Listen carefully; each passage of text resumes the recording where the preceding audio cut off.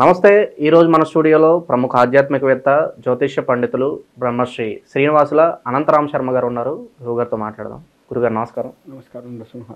శ్రీ విశ్వావసు నామ సంవత్సరం మిథున రాశి వారికి ఈ కొత్త సంవత్సరం అంతా కూడా ఎలాంటి ఫలితాలు ఉండబోతున్నాయి? ఆర్థికంగా కావచ్చు, ఆరోగ్యంగా కావచ్చు, అన్ని విధాలుగా ఏ విధంగా ఉండబోతుంది కొత్త సంవత్సరం వేళకి?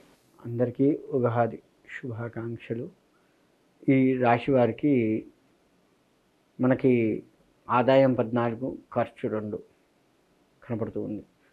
ఆదాయం 14 ఉంది అనగానే ఖర్చు చాలా తక్కువ ఉంది కదా, వీళ్ళు మహా పిసినారోళ్ళు అనుకుంటాం, కానీ కాదు. పిసినారోళ్ళు అస్సలు కాదు. ఇకపోతే అవమానాలు వీటికి వస్తే, అవమానాలు రాజ్యపూజ్యం 4, అవమానాలు 3.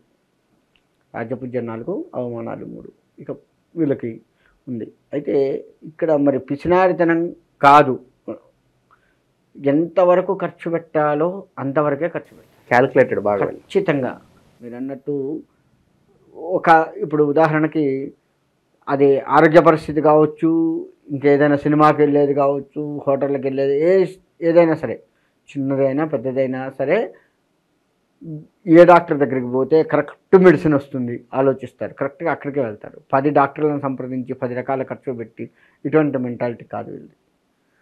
ముందే ఇప్పుడు దగ్గు వచ్చింది, కరెక్ట్ డాక్టర్ ఎవరు, పేరు ఉన్నవాడు ఎవడు, అలా వెళ్తారు. వెళ్ళి కరెక్ట్ ఆయన దగ్గరికి వెళ్తారు, దానికి సంబంధించి మందు తీసుకుంటారు.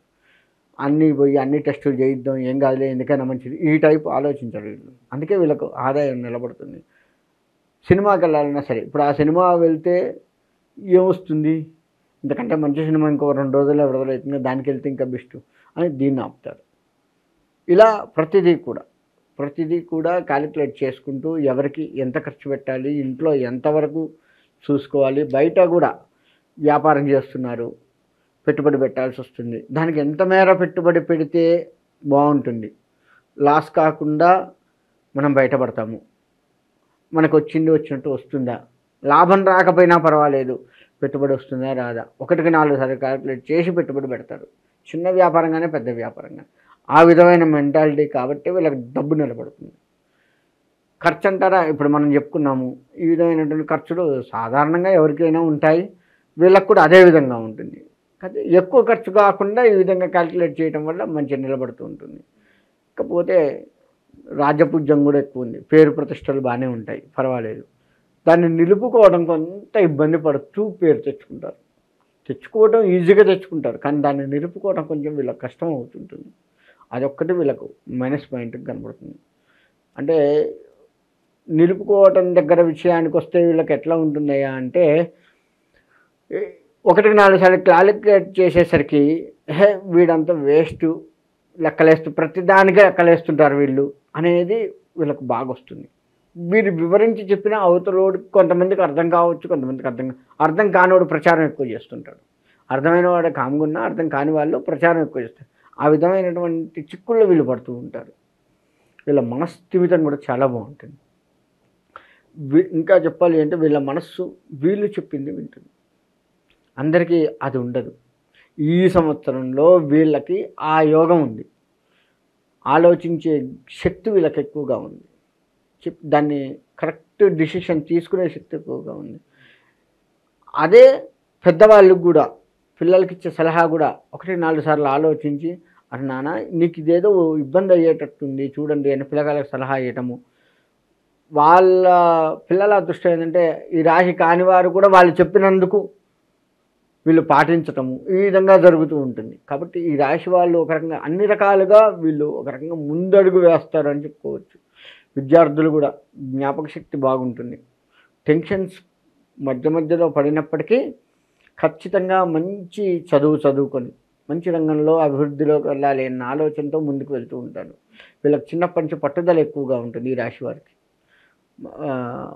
పట్టుదల కూడా ఎట్లా ఉంటుందయ్యా అంటే, చెప్పిన మాట వింటారు, వాళ్ళు చేయాలో చేస్తారు, చేసి దాంట్లో విజయం సాధించిన తర్వాత అందుకే నేను ఇది చేశా అని రిజల్ట్ చూపిస్తాడు. ఆ విధమైనటువంటి పట్టుదలతో వీళ్ళు ముందుకు వెళ్తూ ఉంటారు. కాబట్టి అన్ని రంగాలుగా ఈ రాశి వారికి బాగుంటుంది, అందులో ఎటువంటి సందేహం లేదు. ఇక స్త్రీల విషయానికి వస్తే, స్త్రీలకు వచ్చే ఇబ్బందులు అనేక రకాల ఇబ్బందులు వస్తూ ఉంటాయి. నెలసరి ఇబ్బందులు, వీళ్ళకి కొంచెం ఇబ్బందికరంగా ఉండే అవకాశాలు కనపడుతూ ఉన్నాయి. ప్రతిసారి కూడాను వీళ్ళకి ఈ సంవత్సరం మొత్తం కూడాను అనేక రకాల ఇబ్బందులు ఆ నెలసరి దాంట్లో కనపడుతూ ఉన్నాయి. స్త్రీలకి ఈ దీంతో పాటుగా తలకాయ నొప్పి ఒకటి వస్తూ ఉంటుంది కొత్తగా. కాబట్టి దాన్ని కాస్త జాగ్రత్త చేసుకొని సరైన వైద్యుల్ని సంప్రదించో లేదు పెద్దవాళ్ళు దానికి సంబంధించి ఇచ్చిన సలహాలు పాటిస్తూనో ఆరోగ్యాన్ని చూసుకుంటూ ఉండడం ఎంతైనా ఉత్తమం. ఈ విధమైనటువంటి జీవితం ఈ రాశి వారికి ఉంటుంది. ఇకపోతే వివాహం కాని వారికి వివాహం అయ్యేది కనపడుతూనే ఉంది, ఖచ్చితంగా అవుతుంది. ఏ మాసాల్లో అవ్వచ్చు అంటారు గురుగారు వివాహాలు? వీళ్ళకి వచ్చేసి భాద్రపద మాసంలో చూస్తారు. బాగా సంబంధాలు వీళ్ళకి భాద్రపద మాసంలో వస్తాయి. వచ్చి ఆ భాద్రపద మాసంలోనే సెటిల్ అయ్యే అవకాశం ఉంటుంది. వివాహపరంగా కాస్త ఆ సంబంధాలు అప్పుడే కుదరటము, పూలు పండ్లు వెంటనే పెట్టుకోవడం, ఏదన్నా ఆశ్వీజ మాసం కల్లా వీళ్ళకు వివాహాలు అవుతూ ఉంటాయి. ఇక ఏ వ్యాపారాలు వీళ్ళకి బాగా కలిసి వస్తాయి అంటారు గురుగారు పెట్టుబడుల పరంగా? వీళ్ళకి వచ్చేసి వ్యవసాయ రంగం వాళ్ళు మినుము వ్యాపారాలు చేయాలి. మినుముకు సంబంధించిన వ్యాపారం చేస్తే వ్యవసాయ రంగం వాళ్ళకి బాగుంటుంది. వరి ఇంకా బాగుంటుంది. వరి, మినుము ఈ రెండు వ్యాపారాలు వ్యవసాయ రంగం వాళ్ళకు బాగుంటుంది. ఇక వీళ్ళు ఇతరత్ర వ్యాపారాలు చేసేటువంటి వారైతే మాత్రం ఇనుముకు సంబంధించిన వ్యాపారం ఒకటి చేయొచ్చు. పొత్తులో ఉన్నటువంటి వ్యాపారాలు ఏది చేసినా వీళ్ళకి కలిసి వస్తాయి. పొత్తు వ్యాపారాలు బాగుంటుంది వీళ్ళకి. ఇక సంవత్సరం అంతా గురుగారు చేసుకోవడానికి వీలుగా మంచి ఫలితాల కోసం ఏదన్నా పరిష్కార మార్గాలు ఉంటే తెలియజేయండి వీళ్ళ కోసం. వీళ్ళకి సంవత్సరం మొత్తం చేసుకోవడానికి అమ్మవారి ఆరాధన, శుక్రుడి ఆరాధన, శుక్రగ్రహానికి సంబంధించి ఆరాధన చేస్తూ అమ్మవారికి ఏ అమ్మవారైనా కావచ్చు, అమ్మవారే అలా ఆ అమ్మవారి ఆరాధనలు కనుక బాగా చేస్తే మంచి ఫలితాలు వస్తాయి వీళ్ళకి. అంటే అమ్మవారు మానసిక స్థైర్యాన్ని ఇస్తుంది. వీళ్ళని ఉన్నది మంచిగా ఉండేట్లుగా మానసిక స్థైర్యాన్ని ఇస్తుంది. కాబట్టి అమ్మవారి ఆరాధన, శుక్రుడు ప్రజల్లో చక్కగా వ్యాపారంలో కావచ్చు, విద్యా వ్యవహార రంగాల్లో, రాజకీయ రంగం ఏ రంగంలో ఉన్నటువంటి వారికైనా శుక్రుడు చక్కటి కీర్తి ప్రతిష్టలను ఇస్తూ ఉంటాడు. కాబట్టి శుక్రుడి ఆరాధన చేయటం వల్ల ఇంకా బాగుంటుంది. ఏదన్నా ప్రత్యేకంగా పలానా వస్తువులు దానం చేస్తే బాగుంటుంది అంటారు? ఏదన్నా దానాల పరంగా ఏ వస్తువులు దానం చేయాలంటారు? దానాల పరంగా లెక్క వేస్తే వివాహం అయ్యి సంతానం లేనటువంటి వాళ్ళు ఎవరైతే ఉంటారో, ఎన్నాళ్ళ నుంచో సంతానం కలగట్లేదు అనుకున్నటువంటి వాళ్ళు దానిమ్మ పండ్లు ఎక్కువగా దానం చేయమని. అంటే బహుబీజ ఫలం అనేది దానికి పేరు. అంటే ఎక్కువగా బీజాలు, అంటే ఎక్కువగా గింజలు ఉంటాయి. తద్వారా సంతానం తొందరగా అయ్యేది కనపడుతుంది.